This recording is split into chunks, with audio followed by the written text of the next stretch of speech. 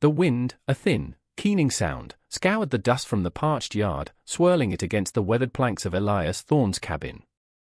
It was a lonely sound, the only constant companion he'd known since the silence had fallen heavy as a shroud over the small homestead. He stood on the porch, a silhouette carved from dusk and disappointment, watching the distant shimmer on the horizon that was supposed to resolve into Henderson's wagon, bringing the cook he'd reluctantly sent for.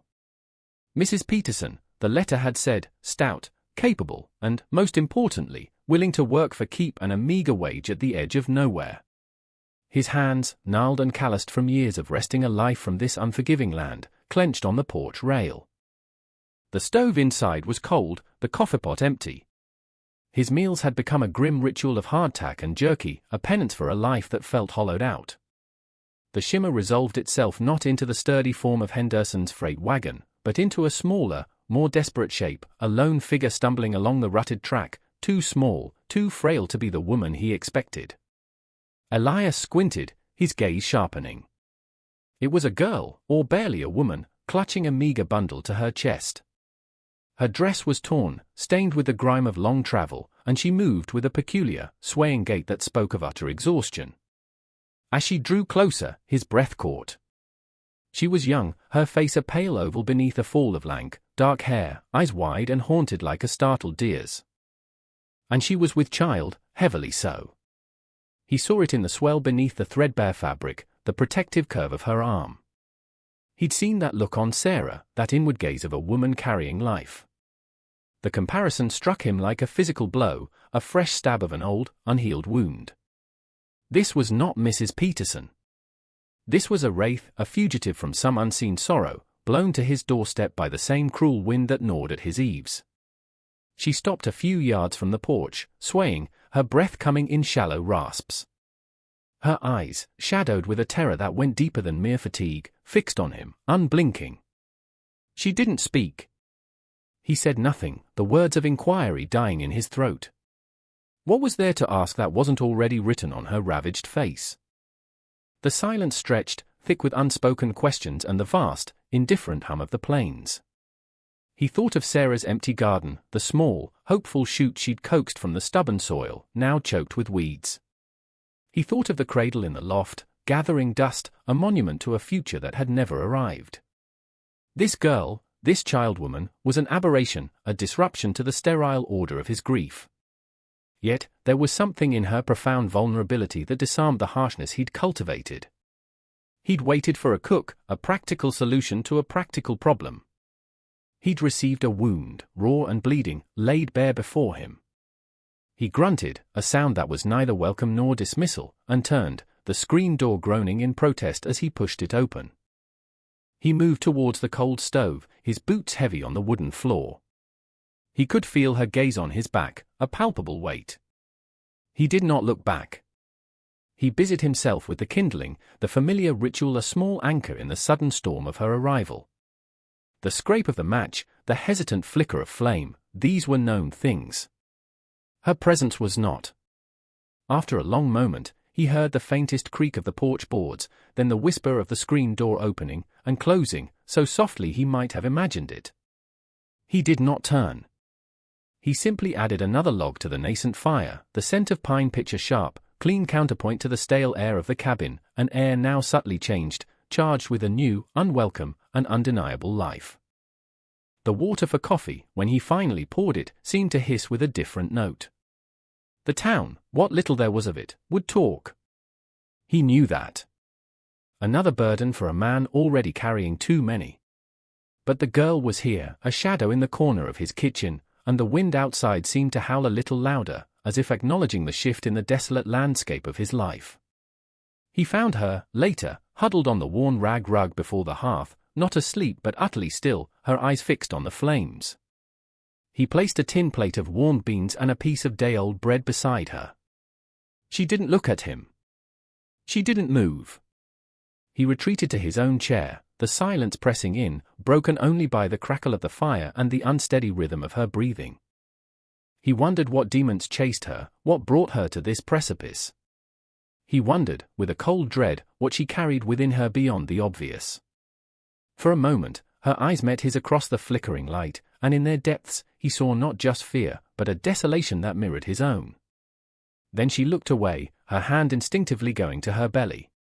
He nodded, once, a curt, almost imperceptible movement. It was not acceptance, not yet. It was merely an acknowledgement of her presence. Of the storm that had just broken over his threshold. The days that followed settled into a strange, silent rhythm. Elias rose before dawn, the chill of the high plains seeping through the cabin walls. He'd find her already awake, or perhaps she never truly slept, a still figure on the rug, her eyes open to the grey light. He would build the fire, make coffee, strong and black. He'd leave a portion for her, along with whatever food he prepared, usually biscuits, hard and serviceable, or reheated beans. She ate sparingly, almost furtively, when she thought he wasn't looking, though he was always looking. He watched her the way a man watches a wild thing, cornered and unpredictable. Her fear was a constant presence, a scent in the air like ozone before a lightning strike. She flinched if he moved too suddenly, her eyes darting to the door as if poised for flight, though there was nowhere for her to run. The vast, empty plains offered no sanctuary. He learned her name, or what he presumed was her name, from a scrap of paper that fell from her bundle when she'd first collapsed inside. Leah, it read, in a spidery, uncertain script, nothing more. He never used it. She never spoke it. She never spoke at all. Her silence was a wall, thick and impenetrable. He made no attempt to breach it. Words had always been difficult for him, and now, in the face of her profound trauma, they seemed utterly inadequate. Instead, he communicated through action, the language he understood. He mended the loose hinge on the cabin door, the grating sound of it setting her teeth on edge. He patched the roof where a shingle had come loose, the rhythmic tap of his hammer a counterpoint to the mournful sigh of the wind. He worked his small, fallow fields, clearing the stubborn rocks, turning the earth, though the season for planting was long past. It was a habit, a need to impose order on a chaotic world. Sometimes, from the corner of his eye, he would see her watching him from the cabin window, a pale face in the dusty glass. She began, tentatively, to move about the cabin. Small, almost imperceptible shifts. One morning, he found the tin plates washed, stacked neatly by the dry sink.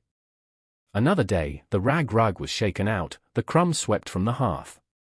She did these things when he was outside, her movements quick and silent, like a ghost tending to the needs of the living. He said nothing. He simply observed the changes, the small encroachments of domesticity into the starkness of his widower's existence. The empty cradle in the loft became a looming presence in his thoughts. Sarah had stitched the lining herself, tiny blue flowers on a field of white. He hadn't been able to bring himself to look at it, not really, since she died. Now, its image floated before him as he worked, as he sat in the evening silence. Twins. The thought had occurred to him with a jolt when he'd first seen the sheer size of her, the way she carried the burden. He'd seen it before, on a neighbor's wife years ago. The possibility added another layer of complexity to an already impossible situation. Henderson, the wagon master, eventually rumbled up to the cabin a week later, his face a mixture of apology and curiosity. Elias.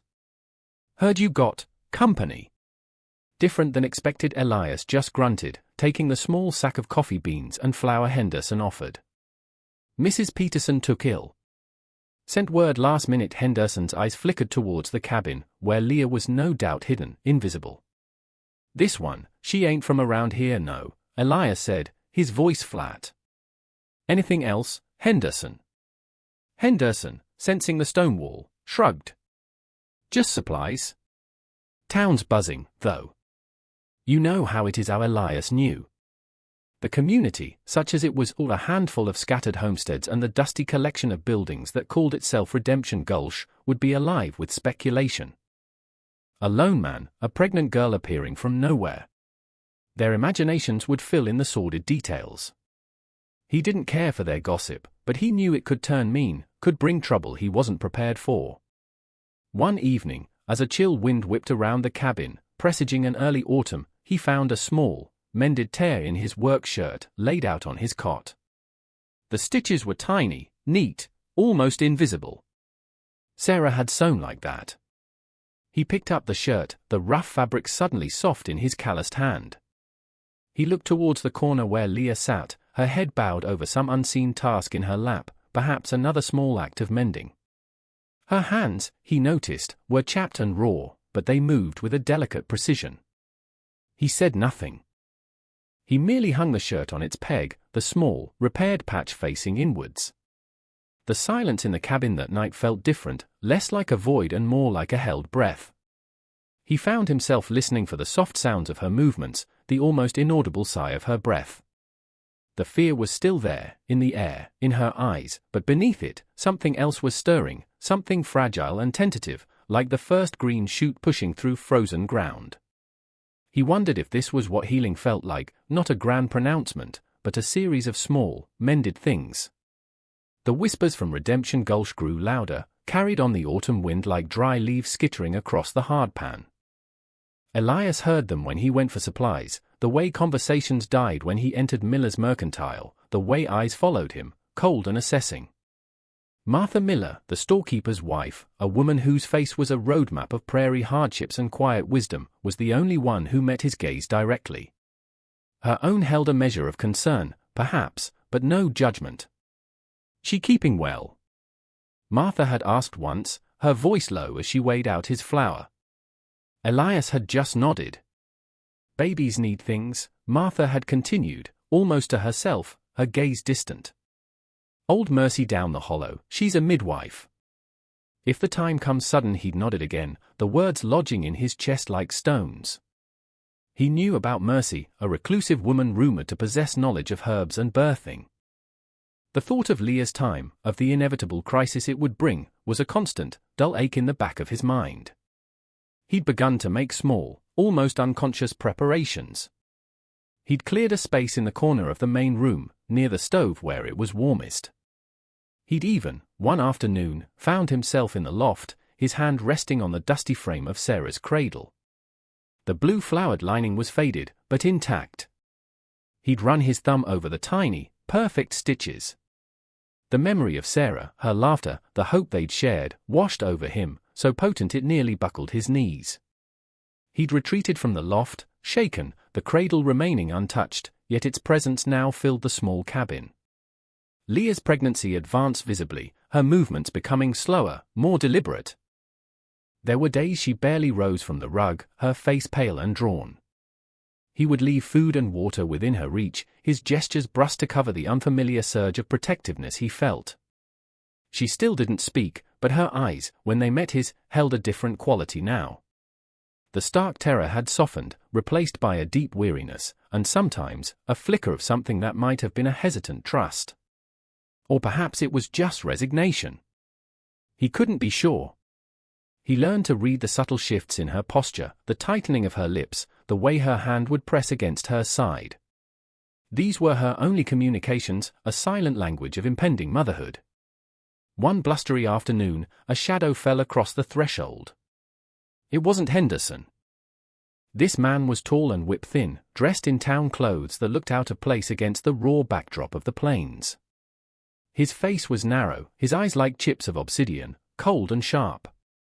He had an air of predatory stillness. "I'm looking for a girl," the man said, his voice smooth, but with an underlying current of menace. "Goes by Leah. Dark hair." With child Elias, who had been splitting wood near the porch, slowly lowered his axe. He didn't turn fully, but his body tensed. He could feel Leah's presence inside the cabin, a sudden, sharp intake of breath, a rustle of movement, then a dead stillness. "No one here by that name," Elias said, his voice flat, devoid of inflection. The man's lips curved into a smile that didn't reach his eyes. "She's mine. Indentured. Ran off with something that don't belong to her." He took a step closer. "Named Silas Blackwood. Perhaps you've heard of me." Elias had heard whispers of a man named Blackwood, a gambler and trafficker in human misery from a settlement further west, a place where the law was a suggestion rather than a rule. "Don't know him." "Don't know her," Elias repeated, his gaze fixed on a point just beyond Blackwood's shoulder. Blackwood's eyes narrowed. "She's carrying my property." I aim to have it back. And her, he gestured vaguely towards the cabin. I know she's in there. I can smell the fear. Elias took a slow step, positioning himself more fully between Blackwood and the cabin door. The axe handle felt solid in his grip. This is my land. You're trespassing now, Blackwood said, his voice still smooth, but the menace was closer to the surface. No need for unpleasantness. I just want what's mine. Perhaps a small reward for her keep these past weeks. Elias said nothing. His silence was more potent than any threat. Blackwood studied him for a long moment, his gaze flicking from Elias's impassive face to the axe, then back to the cabin. She's not worth dying for, old man. Get off my land, Elias said, his voice a low rumble. For another stretched heartbeat, neither man moved. The wind whistled through the eaves, a mournful counterpoint to the tense standoff. Then, with a curt, dismissive laugh, Blackwood turned. I'll be back, he called over his shoulder. And I'll bring friends. You can't hide her forever. Elias watched him until he was a receding speck on the horizon. Only then did he allow himself to breathe. He turned towards the cabin. The door was slightly ajar. In the sliver of darkness, he saw a flash of her eyes, wide and luminous. He didn't go in immediately. He resumed splitting wood, the rhythmic thud of the axe a declaration of intent, a warding off. When he finally entered the cabin, dusk was settling. Leah was back on her rug, but she wasn't still. Her hands were clasped tightly in her lap, her knuckles white. She looked up as he entered, and for the first time, her eyes held not just fear but a desperate appeal. He nodded, a single, sharp movement. He understood. The threat was no longer abstract. It had a name, a face. And it was coming back. That night, he didn't sleep in his cot. He dragged an old horse blanket to the floor by the door, the shotgun loaded and resting beside him. He listened to the wind, to the creaks of the cabin, to the soft, troubled breathing of the woman in the corner. He was no longer just a widower in a lonely cabin. He was a guardian. And the storm was gathering. The days after Blackwood's visit were taut with an unspoken dread. Every gust of wind, every distant coyote howl, seemed to carry the echo of his threat. Elias found himself scanning the horizon more frequently, his hand often straying to the shotgun propped near the door. Leah, too, was changed.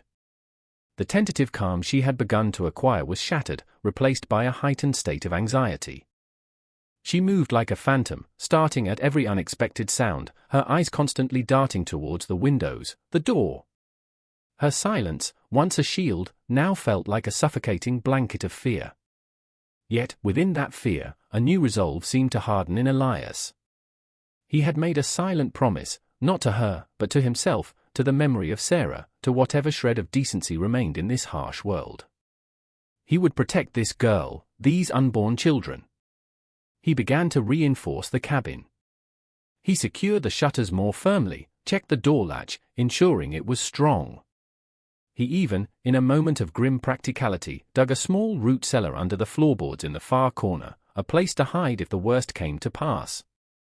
He worked with a quiet intensity, his movements economical and purposeful. Leah watched him, her gaze unwavering. She didn't offer to help, not with words, but sometimes he would find a tool he needed placed neatly to hand, or a dipper of fresh water left beside his work. Small, silent gestures of acknowledgement, perhaps even alliance.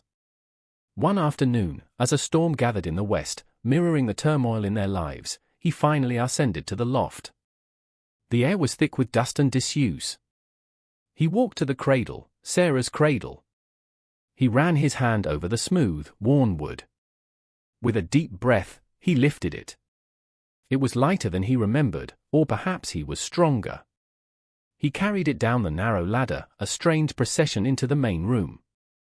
Leah, who had been staring out the window at the approaching storm, turned as he entered. Her eyes widened, first at the cradle, then at his face. He said nothing. He placed the cradle near the hearth, in the space he had cleared.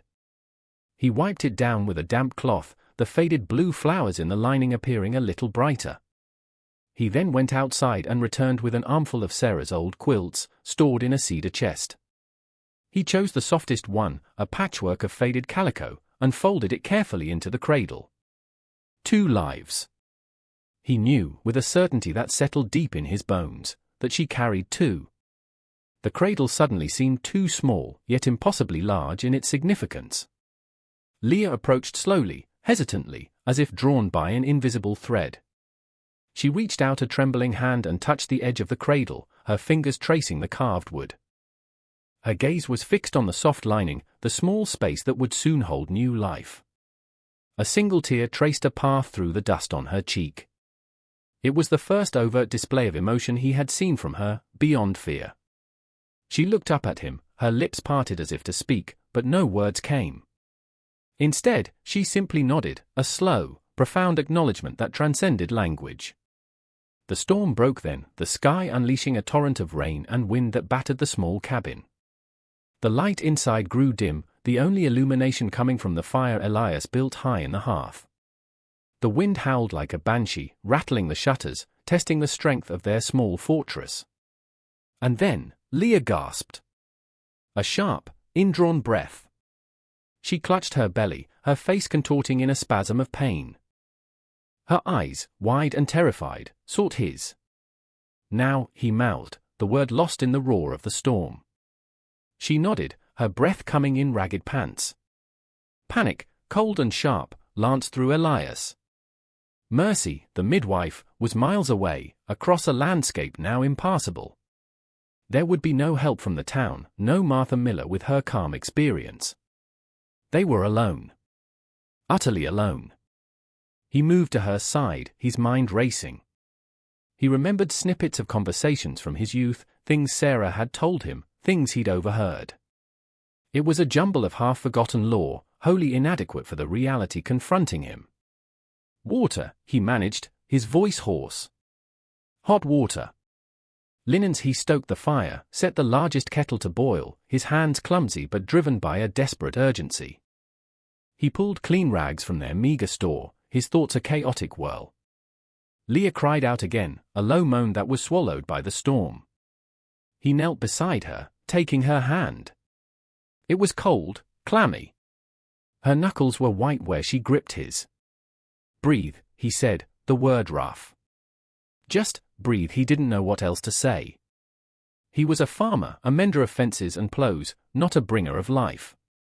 The hours that followed were a blur of pain, fear, and a strange, primal intensity. The storm raged outside, a symphony of chaos, while inside the small cabin, a different kind of battle was being fought. Elias did what he could, guided by instinct and Leah's raw, animalistic efforts. He wiped her brow, offered her sips of water, spoke words of encouragement he didn't feel, his voice a low murmur against the backdrop of her cries. And then, amidst the fury of the storm and the crucible of birth, a small, wet, wailing miracle. A boy. Tiny, perfect, his cry a defiant challenge to the harsh world he'd entered. Elias, his hands shaking, cleaned the infant as best he could, wrapping him in a piece of Sarah's softest linen.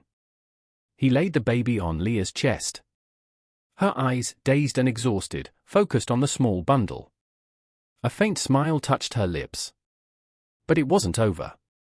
Another wave of pain racked her body. Elias's heart pounded. Twins. He'd been right. The second birth was quicker, harder, as if the world was impatient. Another cry, this one fainter, but just as determined. A girl. Smaller than her brother, but fierce.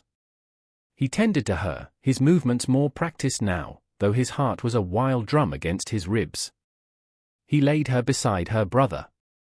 Leah wept then, silent tears of exhaustion, relief, and a pain that went deeper than the physical. The storm outside began to subside, its fury spent. A pale, watery dawn was breaking, casting a grey light into the cabin. Elias slumped against the wall, utterly drained. He looked at Leah, at the 2 tiny infants nestled against her.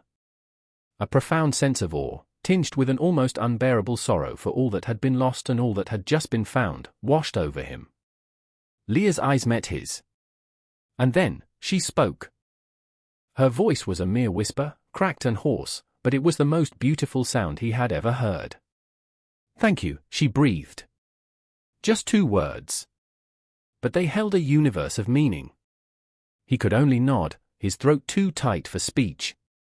The fire crackled softly in the hearth. The 2 babies stirred, their tiny mouths seeking. In the quiet aftermath of the storm, in the fragile light of a new day, something had irrevocably shifted. The silence in the cabin was no longer one of fear or desolation. It was a silence filled with the tiny, demanding sounds of new life, a silence that held the promise of a future he had never dared to imagine.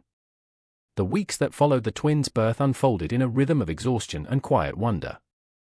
Elias learned the contours of this new life, so different from the stark solitude he had inhabited.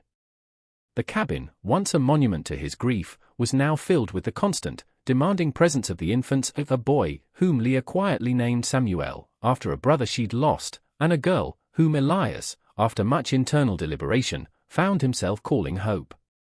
Leah had simply nodded when he'd first used the name, a soft acceptance in her tired eyes. He hadn't known where the name came from, only that it felt right, a small beacon in the vastness of their changed landscape. Leah recovered slowly. She was weak, but a fierce, protective maternal instinct burned in her.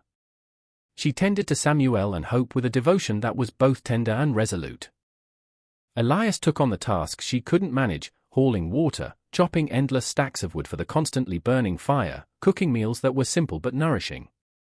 He learned to move quietly, to anticipate the baby's needs, to interpret their different cries. He even, to his own surprise, found a strange solace in rocking one of them to sleep in Sarah's cradle while Leah nursed the other. The cradle, once a symbol of his loss, was now a vessel of fragile, tenacious life. He had mended it further, reinforcing a loose spindle, smoothing a rough edge. It was a small act, but it felt significant. He was mending more than just a piece of furniture. He was mending pieces of himself. The threat of Silas Blackwood still loomed, a dark cloud on the horizon. Elias remained vigilant, his shotgun always within reach. He knew Blackwood was not a man to forget a perceived slight or abandon a valuable asset. He expected him to return, especially now, knowing the children had been born. He rationed their supplies carefully, venturing to Redemption Gulch only when absolutely necessary. The townsfolk were, as expected, abuzz.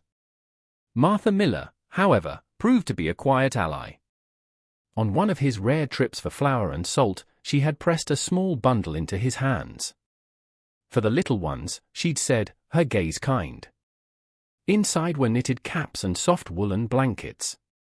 Mercy sends her good wishes. She heard.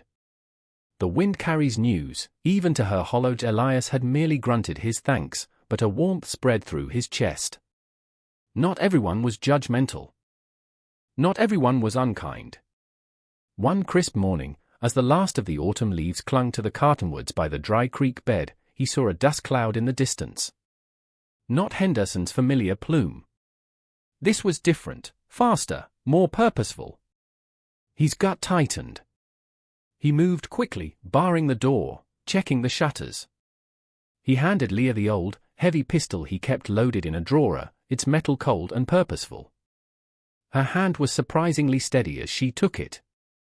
Her eyes, fixed on his, were no longer filled with terror but with a grim determination. "The cellar," he said, his voice low. "Take them." She didn't hesitate. Gathering the sleeping infants, she disappeared beneath the trapdoor he had prepared, pulling it shut behind her. The silence in the cabin was suddenly absolute, heavy. Elias took up his position by the window, the shotgun resting easily in his hands. Blackwood arrived, not alone this time, but with 2 rough-looking men, their faces hard, their eyes mercenary. They fanned out, flanking him as he approached the cabin. "Thorn." Blackwood's voice was sharp, impatient. "I know you're in there. And I know she's had the brats. Hand them over. Her, and the children. No one needs to get hurt." Elias remained silent, his gaze steady. "Don't be a fool, Thorn. They're not yours. She's not yours." The venom in Blackwood's voice was palpable. "You're harboring stolen property. "That's a crime." Elias raised the shotgun slightly, its twin barrels a clear statement. "This is my property," he said, his voice carrying clearly in the still air.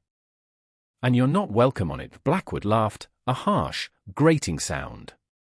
"You and what army, old man?" He gestured to his companions. "We can do this easy, or we can do this hard." One of Blackwood's men, impatient, took a step towards the porch. Elias didn't hesitate. He fired, not at the man, but into the dirt at his feet. The explosion of the shotgun blast shattered the morning quiet, the buckshot kicking up a spray of dust. The man jumped back, his face paling. "That was a warning," Elias said, his voice cold as the steel in his hands. "The next one won't miss." Blackwood's face darkened with rage. "You'll pay for this, Thorn. You can't protect them forever." For a long moment, there was a standoff. The sun beat down. The only sound was the distant caw of a crow. Elias could feel the sweat trickling down his back, but his hands were steady. He thought of Leah and the twins, hidden beneath the floorboards, their fragile lives dependent on his resolve. He thought of Sarah, of the promises he'd made to her, to himself. He would not yield. Perhaps Blackwood saw something in Elias's eyes, some unshakable conviction, or perhaps he simply decided the price was too high for what he sought. With a curse, he signaled to his men. "This isn't over," he snarled, backing away. "I'll see you hang for this." They remounted their horses and rode off, their departure as sudden as their arrival, leaving behind only dust and the lingering scent of gunpowder. Elias waited until they were long out of sight before he lowered the shotgun. His arms ached, his body thrummed with adrenaline. He unbarred the door and opened the trapdoor. Leah emerged, her face pale but composed, the baby still sleeping, oblivious in her arms. She looked at him, her eyes searching his. He simply nodded. "Gone," he said. She let out a breath she seemed to have been holding for days, for weeks. She sagged against the doorframe, the relief so profound it was almost painful to witness. That evening, as the sun dipped below the horizon, painting the sky in hues of orange and purple, a profound quiet settled over the cabin. It wasn't the silence of fear or the silence of grief. It was a silence of peace, hard won and precious. Leah sat by the fire, nursing hope, while Samuel slept soundly in the cradle. Elias watched them, the firelight casting a warm glow on their faces. He felt a sense of rightness, a sense of purpose he hadn't known since Sarah's death. The land around them was still harsh, the future uncertain. But within the walls of their small cabin, something new had taken root. Something strong. Something resilient. He had waited for a cook. He had received a storm, a battle, and then, unexpectedly, a family. And in protecting them, he had found his own redemption. The wind whispered around the eaves, but tonight, it sounded less like a lament and more like a lullaby. The departure of Blackwood did not, as Elias had half expected, signal an immediate return to idyllic peace. There was an edge to the quiet now, a lingering awareness of the world's capacity for cruelty. But with each passing day that Blackwood did not return, a layer of tension peeled away, replaced by the mundane, demanding rhythms of life with two infants. The seasons turned. The harshness of late autumn gave way to the biting cold of winter. Snow blanketed the plains, isolating them further, but also creating a sense of a world drawn inward, a cocoon around their small, flickering flame of existence. Elias and Leah fell into a routine born of necessity and unspoken understanding. He hunted, trapped, and kept the woodpile high, his days spent in the frozen landscape, his thoughts often on the warmth and burgeoning life within the cabin. She managed the hearth, the mending, the endless cycle of feeding and comforting the twins. Her silence remained, for the most part, but it was no longer the silence of trauma. It was a quieter, more contemplative silence, broken by soft hums to the babies, or a murmured word of instruction or observation to Elias. Words were still sparse between them, but they were no longer needed to convey the essentials. A shared glance across the cabin, a nod, a gesture, these were their currency of communication. He learned the subtle cadence of her moods, the way her brow furrowed when Samuel was fretful, the soft smile that touched her lips when Hope gurgled contentedly. He saw the strength in her, a resilience forged in fires he could only imagine. He saw the fierce love she bore her children, a love that was a shield against the world's harshness. One particularly cold evening, with a blizzard raging outside, Leah was trying to soothe a colicky Samuel. Her face was etched with exhaustion. Elias, without a word, took the crying infant from her arms. He paced the small cabin, humming a tuneless melody, the same one he'd unconsciously hummed to soothe Sarah during her brief illness. Slowly, Samuel's cry subsided, his small body relaxing against Elias's chest. Leah watched them, her head tilted, a strange, soft expression on her face. When Samuel was finally asleep, Elias gently laid him in the cradle beside Hope. He turned to find Leah looking at him, her eyes luminous in the firelight. "You are a good man, Elias Thorne," she whispered, the words so soft he almost didn't catch them. It was the first time she had spoken his full name. It was the first time she had offered a direct sentiment, an observation that went beyond the immediate needs of the day. He felt a warmth spread through him that had nothing to do with the fire. He could only nod, his throat thick. He had never considered himself good. He was a man who had endured, who had survived. But perhaps, in the crucible of these past months, something had been forged anew. News of Blackwood's retreat, and Elias's stand, eventually filtered back to Redemption Gulch, likely carried by Blackwood's own disgruntled men or by travelers who had encountered them. The town's perception of Elias began to shift. The gossip didn't entirely cease, but its tone changed. There was less judgment, more grudging respect. When he next visited Miller's Mercantile, Henderson clapped him on the shoulder. "Heard you saw off Blackwood." Good riddance. Even old man Hemlock, the town's curmudgeon, gave him a curt nod that might have been approval. Martha Miller smiled, her eyes crinkling at the corners. "The little ones are thriving, I trust?" she asked. "They are," Elias confirmed. She named the girl Hope, he added, surprised at his own willingness to share this small detail. Martha's smile widened. "A fitting name," she said softly. "This land needs more of it." Spring arrived eventually, hesitant at first, then bursting forth with a ferocity that mirrored the tenacity of life itself. The snows melted, the plains turned green, and wildflowers dotted the landscape with improbable color. Elias began to work the land in earnest, clearing the garden plot Sarah had loved. To his surprise, one morning he found Leah there, a shawl wrapped around her shoulders, Hope bundled at her breast, Samuel asleep in a makeshift sling on her back. She was carefully pulling weeds, her movement slow but determined. He watched her for a moment, the sun warm on his back. He said nothing, but went to fetch another hoe. They worked side by side, the silence companionable, punctuated by the gurgles of the babies and the sounds of the earth yielding to their efforts. They planted beans and squash, corn and potatoes, the seeds holding the promise of a future harvest. The empty chair at his table no longer felt quite so empty. The cabin, once a place of stark grief, now echoed with the small sounds of a growing family. The patched quilt in the cradle, the mended fence, the newly turned earth in the garden, these were testaments to a quiet healing, a slow-burn redemption. The community, in its cautious way, began to extend tendrils of acceptance. Neighbors would occasionally stop by, offering a share of a recent kill or seeking Elias's help with a broken wagon wheel.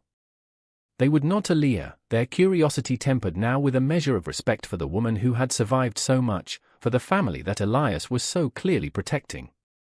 And so, life settled into a new pattern, one of quiet domesticity, of shared labor and unspoken affection. The scars of the past remained, for both Elias and Leah, but they were no longer gaping wounds. They were reminders of battles fought and survived, of losses endured and new beginnings forged. The wind still whispered across the plains, but now it carried different stories, stories of resilience, of unexpected grace, of a widower who had waited for a cook and found a family, of a traumatized girl who had sought refuge and found a home.